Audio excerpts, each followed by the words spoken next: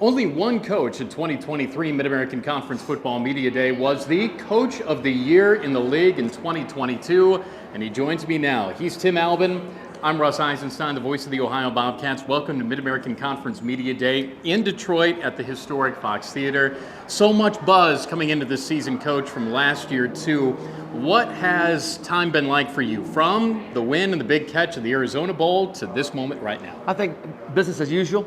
It's a great off season. This is my favorite time of year as the fun begins. You're putting a team together, building it. We're 5 weeks out from our first game, so it's an exciting time. This is certainly a year that has been pointed to from the catch and the win in the Arizona Bowl. It's amazing how quickly things change, right? Last year you were talking about, well, we think that we can be good and we're going to show some people. Well, you showed some people. And now you're picked to win the MAC East and to be back here in Detroit again. How has that come together, and what's the difference in the vibe now that there are expectations outside of the program that mirror inside? You're exactly right, Russ. I thought last year talking with you that, hey, we're going to contend, and we certainly did. Obviously, did I say we're going to win 10 games? No, but I knew we were going to be in contention. Going into this offseason, we've earned the things that you've mentioned. That's just part of it. It comes with winning, and we're going to accept the challenge. I'm really excited about the older guys that we have in this football team and their commitment to Ohio University. Because a lot of them could have. Sure. We got 21 guys that have degrees already. Yeah. Right? And with this day and age, it could have gone a lot of different directions. Right. And a lot of them stayed, and it's going to be a lot of fun. There were, at this time last year, maybe some more questions that needed to be answered.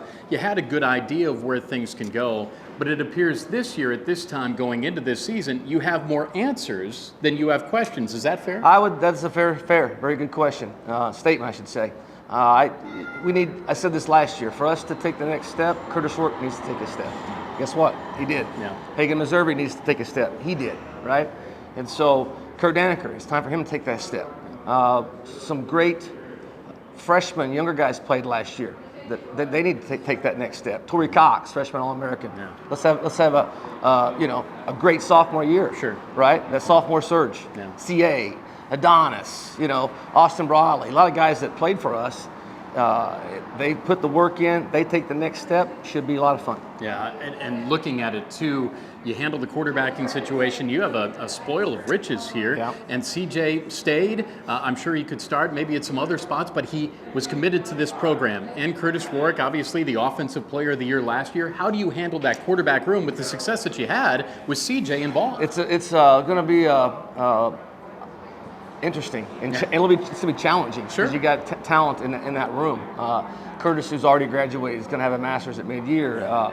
CJ's already graduated. Parker graduates into this summer.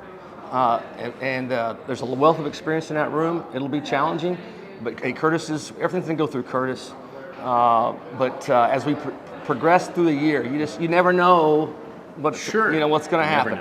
And I just know that as a staff, we've got to get our best 11 on the field at all times. And you got a good 11 on the defensive side of the football too. And it was so fun to see D coordinator Spence Nowinski. I don't know if you've seen Spence, but he's got a whole lot of energy and a lot of fun ideas on the defensive side, and they really all came together. Your thoughts on the defensive side of the football? It would appear that you really rounded into form as the year went along, and that could continue into this year. Yeah, our number one goal going into the season is going to be start the season with all three phases clicking, right? Early last year, the offense and the defense came along, to your point. Our goal is, as I said, all three phases clicking.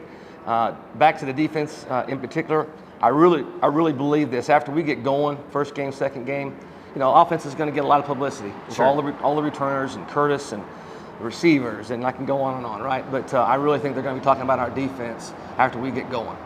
If I saw it right in spring practice, Bryce and Key, you find me a better two linebackers in the country at any level. You'll have to send the film to me. That's what I think of those two guys. So I'm very excited at what the defense is going to bring to the table. And we've got 17, 18 guys that are going to be contributing a lot of snaps to us. Yeah, and the special teams, big part about that too. Keegan Wilburn was an all-MAC performer. Some changes in the kick game for you, like the punting game to come along. You'll have a new place kicker. We'll talk about that as we move forward. What does week 0 do to you on your timetable here from MAC Media Day to the start of your season? Well, we staff reports Monday morning, and we start with player meetings, or player compliance meetings, I should say, on Tuesday, and then practice number 1 is on Wednesday. So it's here. Everything's just bumped up about 8 or 9 days. So the staff had to sacrifice some vacation time. Yeah. You know, it is what it is. But I know that we're going to be ready to go. How was your summer? You're looking good. Well, I appreciate that.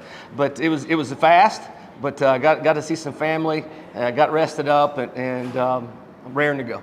Week 0 in San Diego, and it starts here, the MAC Media Day in Detroit. Tim Albin, thank you so much. Thanks, Russ. Appreciate it. Head coach of the Cats, I'm Russ Eisenstein. Thanks to Luke Steiner and the entire team behind the scenes. We're presented by Steak and Shake, and this is Bobcat TV.